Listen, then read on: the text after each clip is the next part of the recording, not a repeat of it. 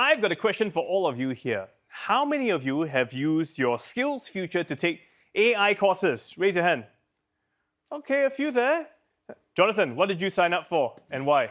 I took a specialist diploma in AI and data science, largely because in my role, I mostly delegate that work out to my developers. So I wanted to get more robust and get more into it. So Okay. it's helped me become a better manager.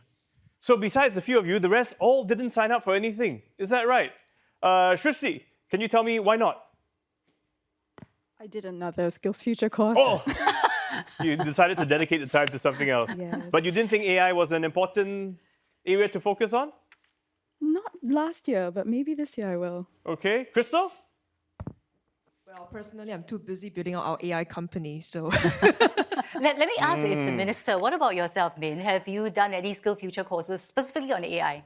No, have not had the time to do any SkillsFuture courses, but if I had the opportunity, right, there are two aspects I would really like to look at. Yeah. One is how you can do more of the analysis for work, and the other is design. So if I ever have the opportunity and the time, that's something I'd like to look into. Okay, I hope that you can do it. I hope so too. Well, in fact, let me bring back Shruti again, because you are, the founder of an art, technology, and media company, and you want to build a new ecosystem for financing and developing creative projects with technology, right? What is your question? Yeah, Minister, you've referred to AI as a tool today, and so has the Prime Minister. I want to draw on AI journalist Karen Howe, who likens AI as to saying transportation, for example, in that it is a ecosystem of many tools as opposed to one individual technology. So my question is this: are there efforts to facilitate dialogue and public discourse about what AI is to begin with, so that people can have conversations, build trust amongst themselves with these tools, and then eventual adoption? That's my question. There's in fact a whole lot of discourse going around. Not all of it has to be from government. And that's what budget does.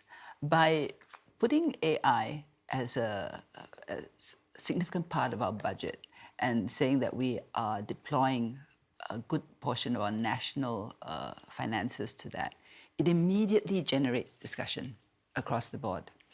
Some discussion will be with government side, of course, but a lot of it will be happening in the universities for those who are teaching. Others will happen in conferences, in podcasts. So what this budget has done with its emphasis on AI is actually to catalyse an entire national and possibly international conversation about AI in Singapore. Because I'm fairly sure that international companies and other people who want to work in AI development will now look at Singapore and say, okay, they have deployed a portion of their budget to really make a push on this. This looks like the AI place to be. Let's come and see whether we can set up here and work with others. And so basically we want to generate discussions across the board with everyone. Minister, employees are stressed out at work all the time, and with the new budget direction, there is a lot of support for courses.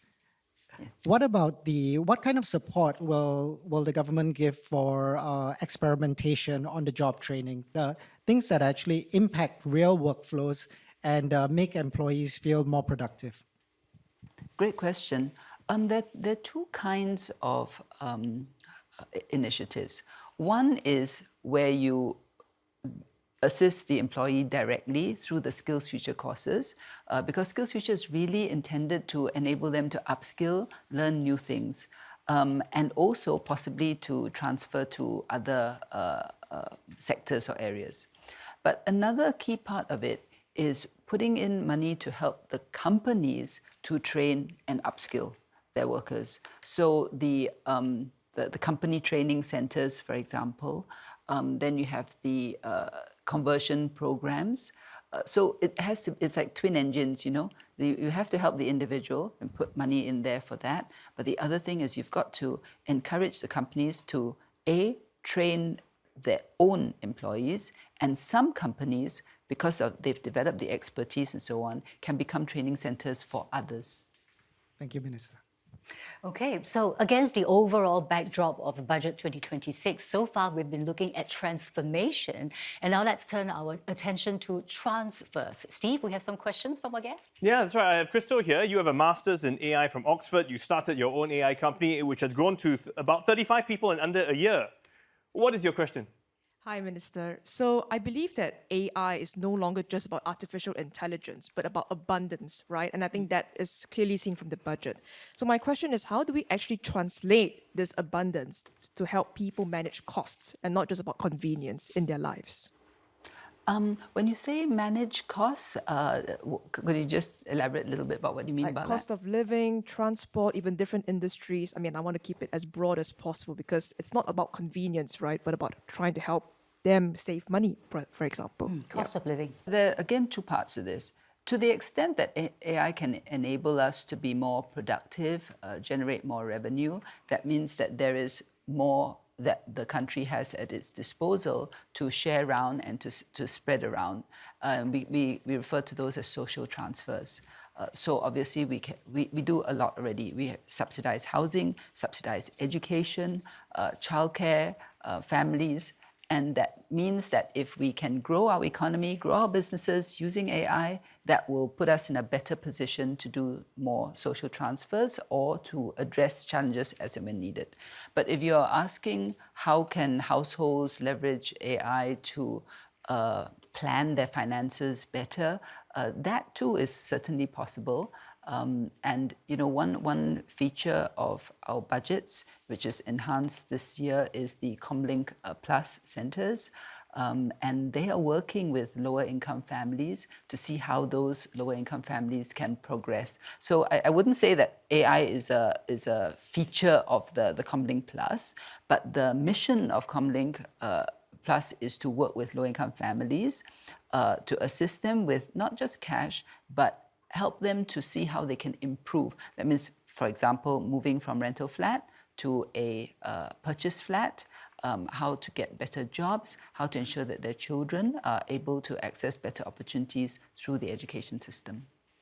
I guess we want to try and help people level up to a certain extent. And Nathan, this is actually an area where your research focuses on inequality and poverty. What's your question? Thank you, Steve. So I wanted to ask, with all these efforts coming in from many, many different angles, how do we ensure that we are actually closing the gap in both jobs and skills that AI is creating? Thank you. That's something that really preoccupies us because you don't want to have such a big gap that others are left behind. And on many occasions, we've talked about a Singapore where no one is left behind, a Singapore where everyone can progress irrespective of your starting point. The key to that is education.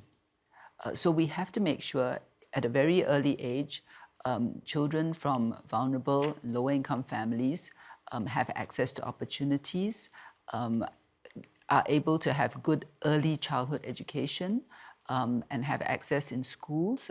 Well, schools obviously heavily subsidized, everybody knows that, and all Singaporean children get to go to our national schools. But even within the schools, you may need additional remedial lessons, you may need confidence building, and I think also opportunities, because sometimes if, let's say, there's an overseas trip or there are enrichment lessons, they may not be able to access that unless they tap on some of the assistance that's available. But we do put a lot of money into that. And in fact, the ComLink Plus program, which was enhanced in this year's budget, is intended to bring the lower income vulnerable families further along in that journey.